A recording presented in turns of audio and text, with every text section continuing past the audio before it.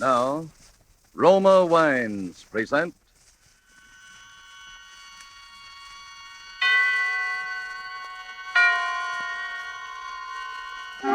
Suspense. Tonight, The Night Man, starring Virginia Bruce and Richard Wolff.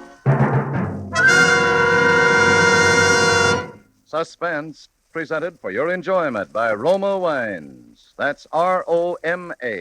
Roma Wines. Those excellent California wines that can add so much pleasantness to the way you live, to your happiness in entertaining guests, to your enjoyment of everyday meals.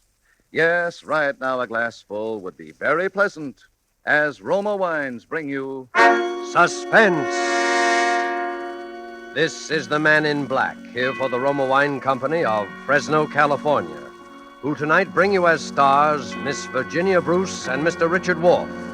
They appear in The Night Man, a new study in terror by Lucille Fletcher.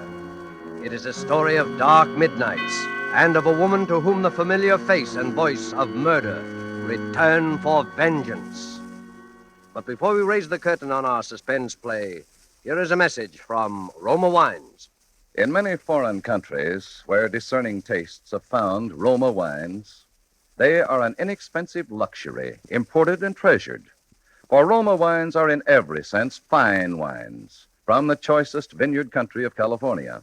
They are products of age-old winemaking skill, aided by modern quality controls and tests that assure unvarying excellence of taste and character. Yet, Roma wines cost you mere pennies a glassful.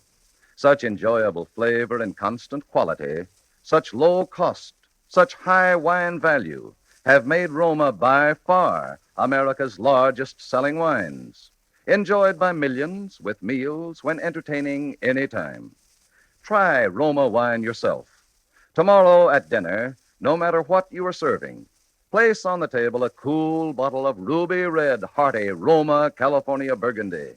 See how much new zest it adds to food, how it makes a real occasion of even the simplest meal. To enjoy this extra mealtime pleasure, just ask your dealer for Roma, Roma wine, made in California for enjoyment throughout the world. And now with the performances of Virginia Bruce as Stella Rhodes and of Richard Wolff as the Night Man, we again hope to keep you in suspense.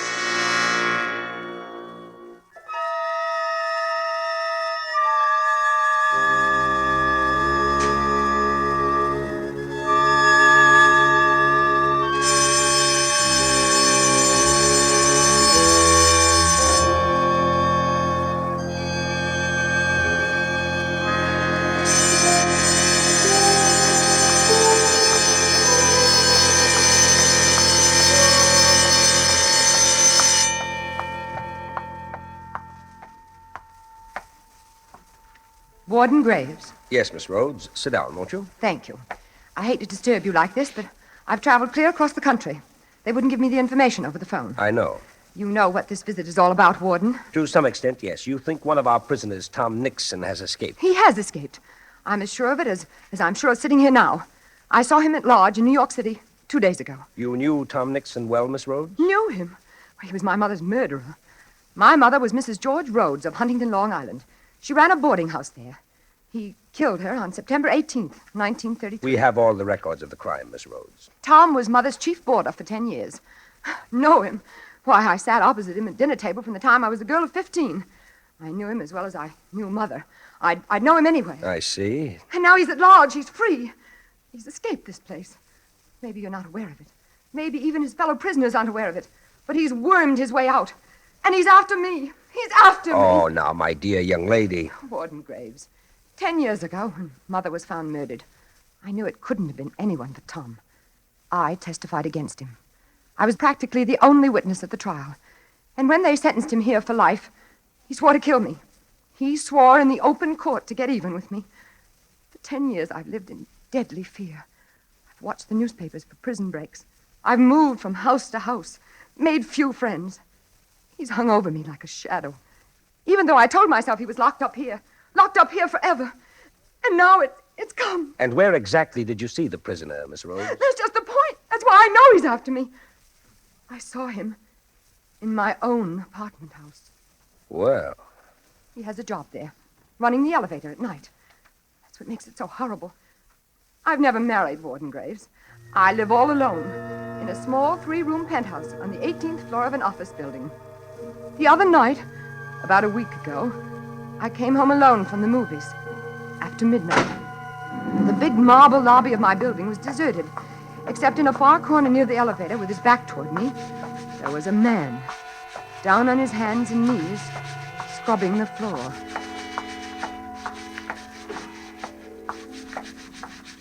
Good evening. Evening.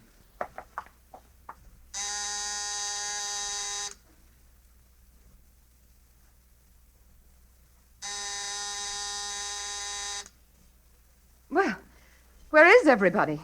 Isn't the elevator working tonight? You want to go up in the elevator, Mum? Certainly. I'll be right with you.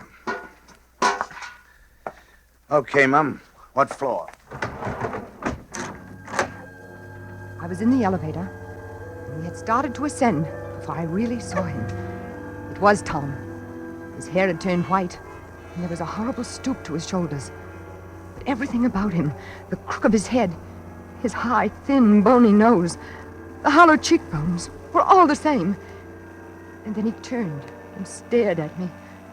I could see those deadly, pale, cold eyes, those heavy eyebrows, still black, that familiar, quiet, sarcastic mouth. What floor, Mum? My floor. Yes, the penthouse, please. Penthouse? Where's that? On the roof? Yes, on the roof, please. 18th floor. Okay. Warden Graves. It was like being in a cage with a wild beast. He kept watching me, peering at me furtively as the elevator moved with agonizing slowness up and up past the floors. I shrunk back, averting my face. The light in the car was dim. My only hope was that he did not recognize me. Here's your floor, miss. Thank you. Good night. Good night. Good night. You can go back down. I don't need anything, thank you. What's the matter? Forgotten your door key? No, it's right in my bag. I'll find it in a minute. You want me to let you in? Let me in. No, good Lord. I got pass keys to all the doors. It's no trouble. No, thanks, but No, I have it right here. Good night.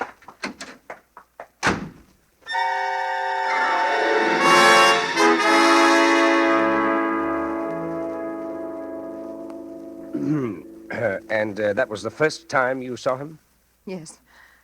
Oh, I wanted to die. I didn't know where to turn. And that was all he did or said? Yes, but it wasn't so much what he said as the awful resemblance, the feeling that he was only playing with me, torturing me like a cat with a mouse. Warden Graves, I didn't even have a phone. I've always been afraid to be listed in the phone book. And the only way up to that penthouse was by that one elevator. I was trapped up there, at his mercy whenever he wanted to come. What did you do? I spent the night crouched against the wall with a flat iron in my hand, waiting for that key to click in my lock. And the next morning? The next day, I began to wonder if it all wasn't just a dream.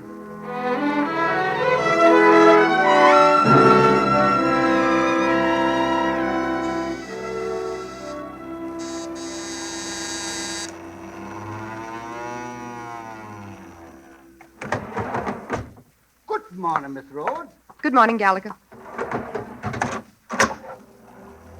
Lovely weather we've been having, lovely, dry and brisk, but not too brisk, not overcoat weather yet. No, not overcoat weather yet. I was only saying to Foley this morning. Gallagher? Yes, Miss Rhodes, yes. Who's that new night man running the elevator? The one who came on last night? Oh, Foley? You mean Foley, Miss Rhodes? Why, that's Charlie Foley. Nice old chap, ain't he? Very friendly and obliging, too. Treated me to coffee this morning before I came on. Charlie Foley. Yep, that's his name. They're very partial to the Irish here in this building. Gallagher, Foley. But he's a nice, trustworthy chap, Miss Rhodes. Honest, too. Good morning, Miss Rhodes. Good morning. Forget something, Miss Rose? No. Just about this Mr. Foley. It's just that he's rather odd-looking. I was wondering where he came from and if he's perfectly all right. All right. Let me tell you something. He was personally recommended by Ellsworth, Hitchcock, Pearson, and Scott, the owners of the place. And that's the first time that's ever happened in my experience. Don't you worry about him, Miss Rhodes. He's a good man, member of our union, and married with 2 children. Believe me, when the owners recommend a man, there's little left to be said. Well, it all sounds like a foolproof alibi, Miss Rhodes. And so you went back? But I didn't want to, even then. I spent the day hunting for another apartment. But you know wartime New York, Warden Graves. There wasn't another apartment to be had. I let myself be convinced until that night when I saw him again.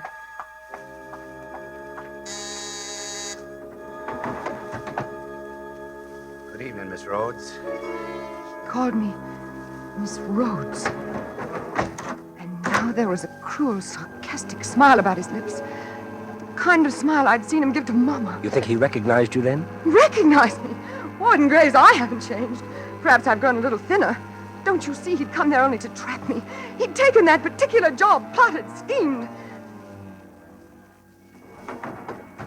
Here's your floor, Miss Rhodes. It was only a question of when. When he was going to do it. When the axe was going to fall. He kept grinning at me as I stepped out of the elevator. Good night, Miss Rhodes. Good night.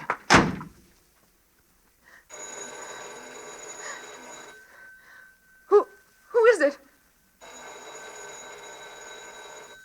Who's there?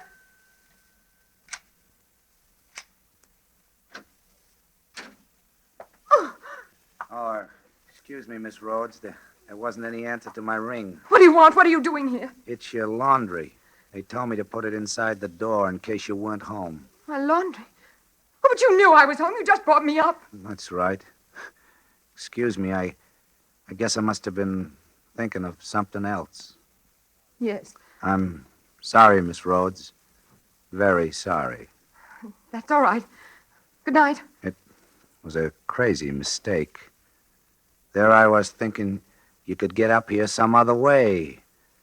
But there isn't any other way, is there? No, Even the service elevator doesn't get up this far, does it? no. It's just like you're all alone here. Alone. On the roof. Yes. Tom, if you come any closer, I'll kill you to hear. I'll kill you with my bare... What was that, Mum? Get out! Get out! Get out! That's my buzzer. I better answer it.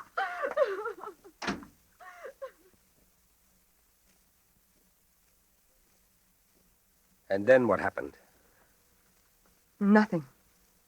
He came back again that night? No. I haven't seen him since. I barricaded myself in that night. Once it occurred to me that I might escape by running down 18 flights of fire stairs. But the thought of meeting him back in the gloomy darkness kept me back. And I didn't know where the fire stairs ended. Perhaps in the cellar, where I would be utterly defenseless. It's too bad you don't have a telephone. Oh, it's horrible. The next morning, I got down to the public phone and put through the call to here. But it wasn't any use. That was the day I was out of town. Yes, but Warden, I still don't see why they couldn't have told me.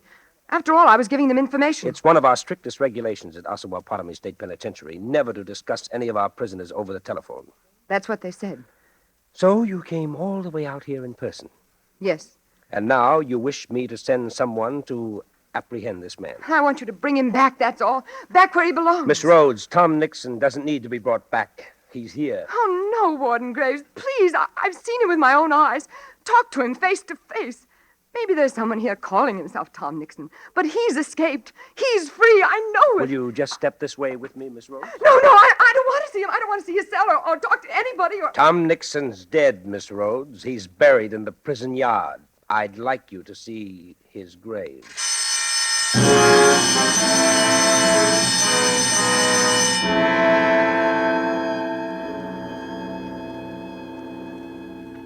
And this is the photograph taken of him just a week before he died. You see, he wasted away quite a bit. He was in the infirmary all last year. Became very religious, too, toward the end. Spent a good deal of his time praying. Praying? Mm-hmm. All the fight seemed to go out of him as soon as he knew he was seriously ill. But you'd say this was his picture, wouldn't you, Miss Rhodes? Yes, it's Tom, all right. And these little personal belongings.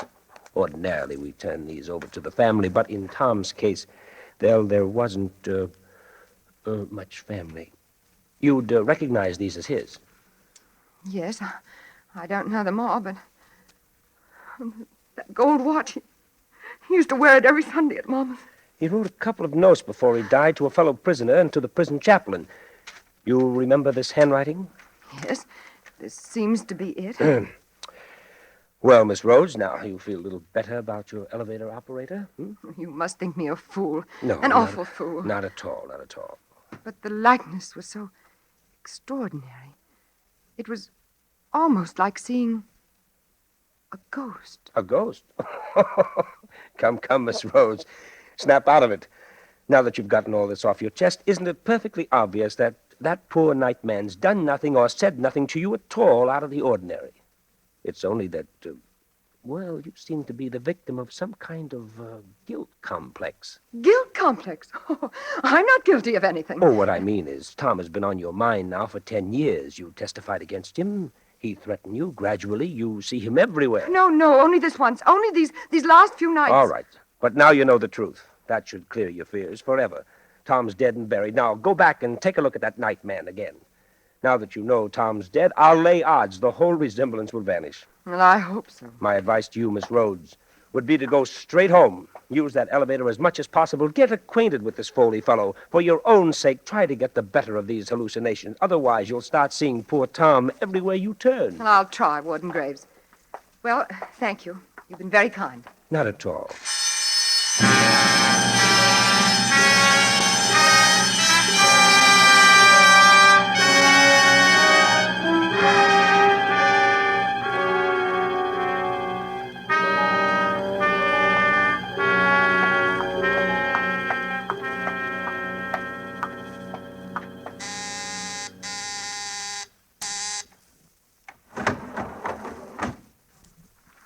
Good evening, Charles. Evening, Mum. I have some bags here, Charles. Will you help me with them, please? Okay.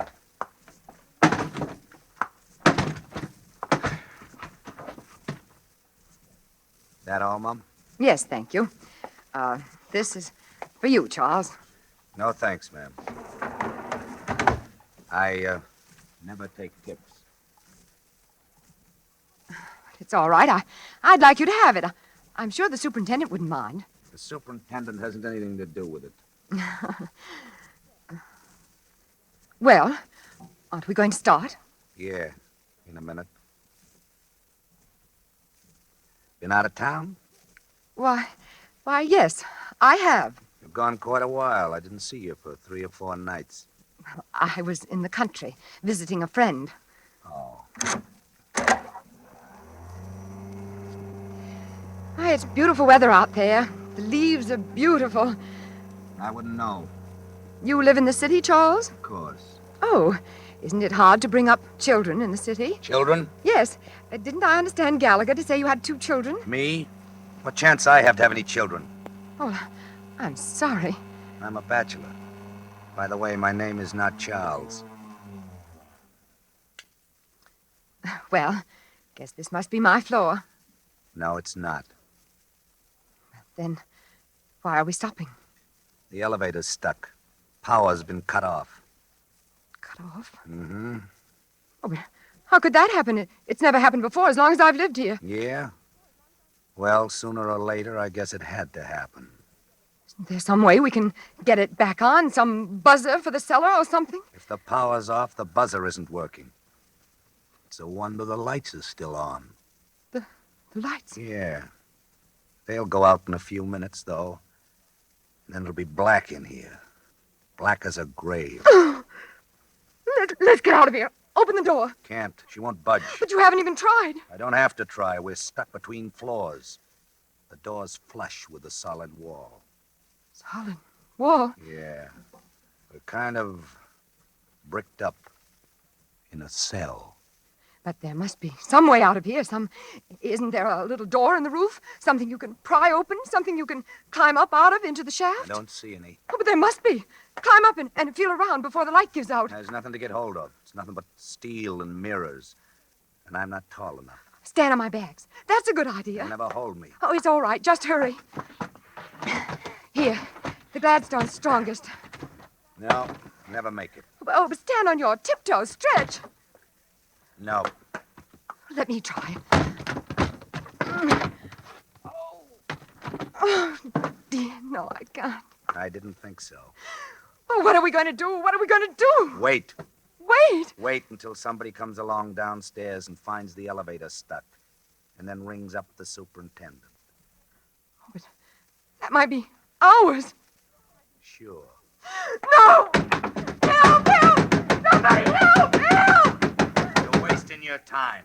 Oh. Everybody's left the building. I know because they've all signed out. This air shaft's thick, isolated. Nobody's down in the basement.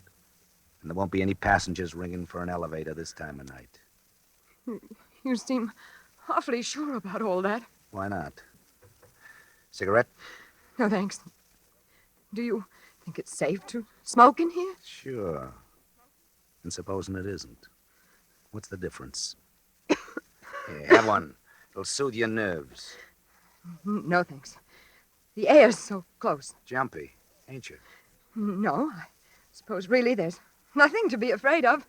Sooner or later, they'll come. Oh, sure. Eventually. It's just that this waiting and all these mirrors and being stuck. You're not jumpy on account of me? You? Oh, no, of course not. But you were kind of jumpy with me the other night, weren't you? The other night? When I came into your apartment unexpectedly. That was a mistake. A mistake? Yes, I just thought you were someone else, a friend of mine, someone I've always been afraid of. Oh. But now I've learned it couldn't be you because this friend's dead. Dead and buried. Dead and buried. Yes. What was his name? Maybe I know him. Oh! What was that? Only the lights. I knew they'd give out sooner or later. Oh, no. No, they can't. I can't stay here alone in the dark with you. So you are jumpy with me. No. I thought you said this guy was dead and buried. He is. I saw his grave. Then why are you screaming like that? I'm not screaming. Only it's so dark in here. So close and creepy. What did you do to this friend that makes you so jumpy? Do to him? Nothing. I didn't do a thing. No? It was he. He threatened me. He was a murderer. He killed my mother in cold blood 10 years ago. He was our boarder for 10 years. And one afternoon... Don't move! Don't move! I'm not moving. Go on. One afternoon, I came home, and there was Mother lying on the floor with her throat. No, where are you? I can't... Go on. No, I can't stand it. I can't stand it. Tom! It's you, Tom, isn't it? I thought you said your friend was dead and buried. Stop playing with me. Stop torturing me. Tell me the truth. You escaped, didn't you? You didn't die, and it was someone else's grave, just as I thought. You escaped and found me here. Answer me, Tom. Where are you? I can't see you. I can't. Ah! Oh, no. No, stop. I didn't mean it. I didn't. I didn't mean to send you there. It was only because I loved you, Tom. Loved you so blindly, passionately, for years. And hated Mama. And hated you for loving her. It was only to get revenge on you both that I killed her. And framed you. Mama was so cruel to me, Tom. She treated me like a slave. And all the time flaunting you in my face. Oh, if you'd spoken one kind word to me, Tom, at the trial. One word to let me know you loved me.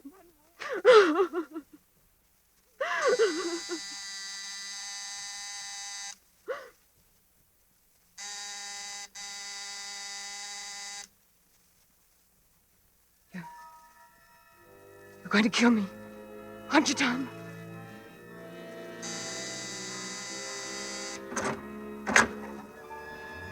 No, Tom! I don't want to die! I don't want to die! I don't want to die, Tom!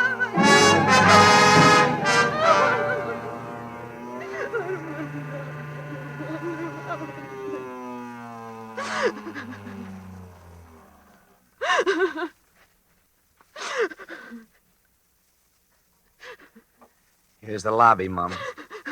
You can get out here, or I'll take you back up to the penthouse as soon as we've picked up the other passenger. On the lobby? You brought me down to the lobby? Yes, ma'am. Then you're not Tom? No, ma'am. You're not going to kill me? I'm free? Yes, ma'am. Then it was all just a crazy illusion. A nightmare because the power went off and you look so much like Tom Nixon. Oh, forgive me. Please forgive me for being so absurd. It's okay, ma'am. And you'll forget about those silly things I said, won't you? I didn't mean them. It was just because I was beside myself. What silly things, ma'am? Those silly things about my mother and Tom. And now, this is for you. No, I insist this time. I insist. I'm sorry, Mum. But I'm afraid I never accept tips. Oh, but you must. Particularly from people who framed my twin brother.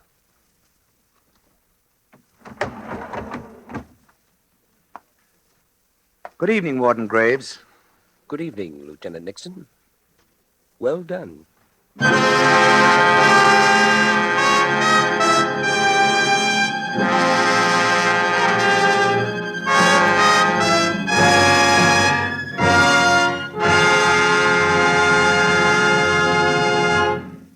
And so closes The Night Man, starring Virginia Bruce and Richard Wolff.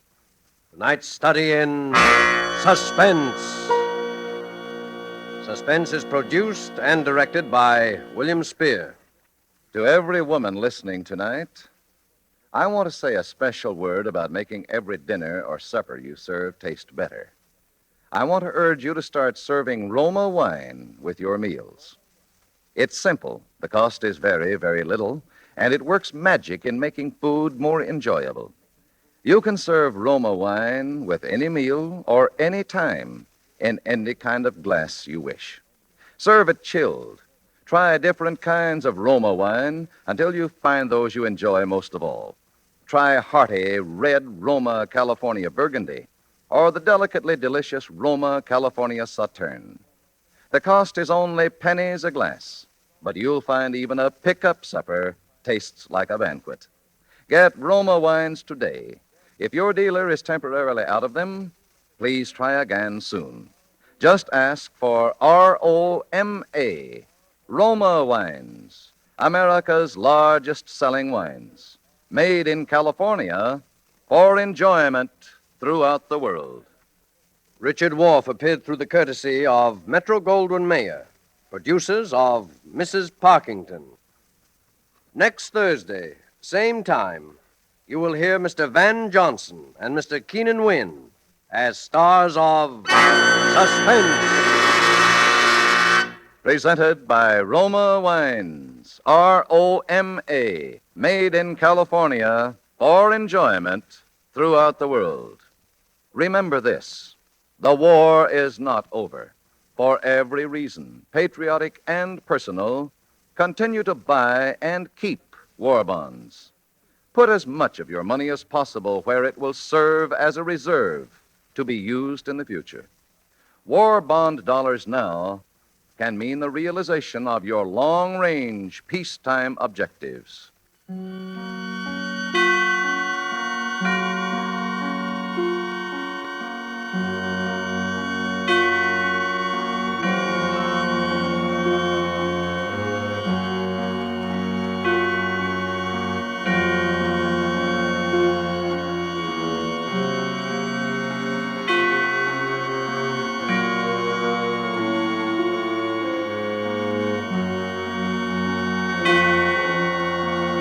This is CBS, the Columbia Broadcasting System.